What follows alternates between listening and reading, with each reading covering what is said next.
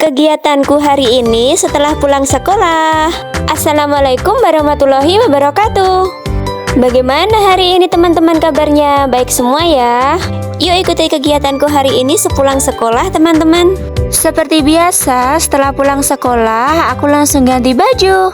Hari ini aku pulang sekolah jam 12:30. Jadi ini aku termasuk pulang lebih awal ya teman-teman. Karena biasanya aku pulang jam 2, kalau enggak jam 2:30. Ini karena anak-anak lagi sumatif akhir semester, jadi aku pulang lebih awal dari biasanya. Jadi aku itu kalau sepulang sekolah langsung sholat zuhur. Karena biasanya aku nyampe rumah itu waktu sholat zuhurnya udah mepet.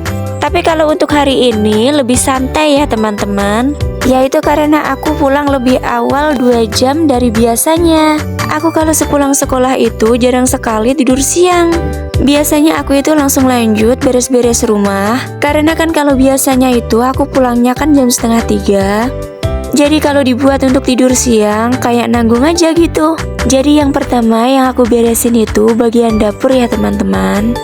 Karena dapur itu bagian yang paling kotor di rumahku teman-teman.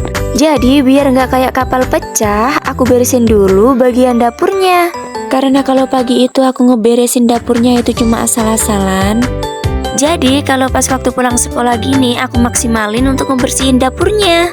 Teman-teman pernah nggak ini ngebersihin kompor pakai tisu basah? Kalau aku di sini sering ya teman-teman ngebersihin barang-barang di rumahku itu pakai tisu basah. Karena kan selain cepat bersih, baunya itu juga wangi. Apalagi kalau dibuat ngebersihin kulkas, cepet, nggak pakai ribet. Teman-teman pokoknya perlu coba ya ini. Pakai tisu basah buat ngebersihin benda-benda kalian yang ada di rumah. Ini aku nyucinya udah hampir selesai aja nih teman-teman. Nah, ini bagian yang paling lama. Nyuci tatakan kompor ini. Tatakan kompor ini wajib dicuci 2 hari sekali ya. Karena kan biasanya cepet kotor karena kena tumpahan masakan. Untuk nyuci piringnya udah selesai, sekarang aku lanjut nyapu. Jadi untuk ngebersihin dapur ini aku tidak memerlukan waktu yang lama teman-teman. Karena dapurku itu tidak terlalu lebar. Jadi cukup satset udah kelar. Teman-teman bisa kasih masukan dong buat bikin konten yang menarik.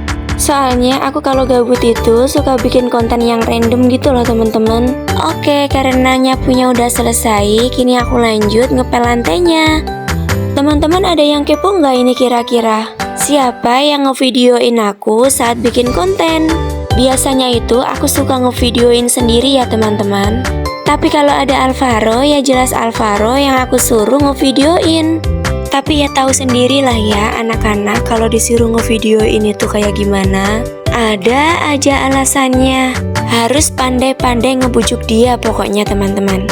Jadi karena ini jamnya dia minum susu, aku terpaksa ngebikinin dia susu dulu nih teman-teman. Nah ternyata selesainya aku itu bersih-bersih dapur, aku disuruh kakakku masukin token listrik di rumahnya. Jadi selesainya aku ngebikinin susu Alvaro, aku lanjut ke rumah kakakku. Padahal untuk beberes rumah ini aku belum selesai ya teman-teman. Ini aku pakai motor kesayangan bapak aku.